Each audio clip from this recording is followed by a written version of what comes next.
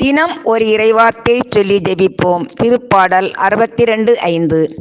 நான் எதிர்பார்க்கும் நலன் வருவது அவரிடமிருந்தே. எங்கள் வாழ்வையும் குடும்பங்களிலுள்ள ஒவ்வொருவரையும் உம் அன்பிலே ஆசீர்வதித்து நிரப்புகிற தேவாதி தேவனே இறைவா, உம்மை நன்றியுள்ள உள்ளத்தோடு துதிக்கிறோம். இயேசுவே, நீர் பெரியவராய், வல்லவராய், இரக்கம் நிறைந்தவராய், ஆற்றல் உள்ளவராய், வல்லமை உள்ளவராய், ஆசீர்வாதமானவராய் எங்களுடைய வாழ்வை கட்டி எழுப்பியவரே, உம்மை ஆராதிக்கின்றோம். இன்றைய நாள் முழுவதும் உம் அன்பிலே எங்களை வழிநடத்தி ஆசீர்வதித்தீர். நன்றி அப்பா.